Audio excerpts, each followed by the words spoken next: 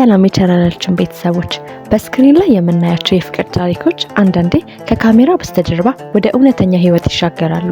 አንዳንዴ ደግሞ የተመልካች ምኞትና የጭሱን ያህል የሚናፈስ ወሬ ብቻ ሆነው ይቀራሉ።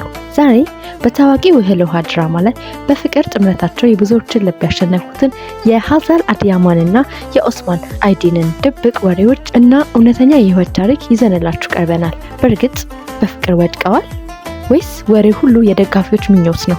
እስከ መጨረሻው አብራችሁን ቆዩ። ቪዲዮአችንን ላይክ በማድረግ እንጀምራለን። ሁለቱ ተዋናያን በእህል ውሃ ድራማ ላይ በዋና ተዋናይነት ሲመደቡ አብረው የሚያሳዩት የፍቅር ስሜት በጣም እውነተኛ ከመሆኑ የተነሳ የተመልካቹን ልብ በአጭር ጊዜ ውስጥ ሰረቀ። በካሜራ ፊት የሚያሳዩት ጥልቅ መተሳሰብ፣ የአይናቸው አጣጣልና የፍቅር ትዕይንቶች በሶሻል ሚዲያ ላይ ትልቅ መነጋገሪያ ሆነ። በሺዎች የሚቆጠሩ ደጋፊዎቻቸው እነሱ በቃ እውነተኛ ፍቅረኞች ናቸው ብለው መደምደሚያ መስጠት ጀመሩ። ወሬው እንደ ሰደድ እሳት ተሰራጨ። ሁለቱ ተዋናያን አብረው ሲታዩ በኢንስታግራም ገጻቸው ላይ የሚያስቀምጧቸው አጫጭር አስተያየቶችና ፎቶዎች ደጋፊዎቻቸውን ይበልጥ ጥርጣሬ ውስጥ ከተታቸው።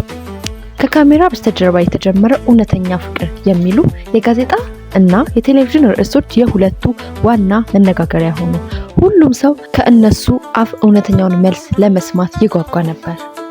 ነገር ግን እውነታው ምን ነበር? ሀዛል አድያማን ለጋዜጠኞች የሰጠችው ግልጽ ምላሽ ሁሉንም ነገር አጋለጠች። ሀዛል ስለ ኦስማን አይዲን ስትናገር ከኦስማን ጋር በመስራቴ በጣም እድለኛ ነኝ። እሱ ድንቅና ጥሩ ጓደኛዬ ነው። ከስራ ውጪ በመልካም አጋጣሚ ተገናኝተን አሁን በጣም የቅርብ ወዳጅና ጓደኛሞች ሆነናል ስትል ተናገረች። አዎ፣ በደጋፊዎች ዘንድ የፍቅር ታሪክ ተደርጎ የተወራ ወሬ በእውነተኛ ህይወት ውስጥ እርስ በርስ የሚከባበሩ የሁለት ጥበበኞች ጥልቅ ወዳጅነትና ድንቅ ሙያዊ አጋርነት ነበር።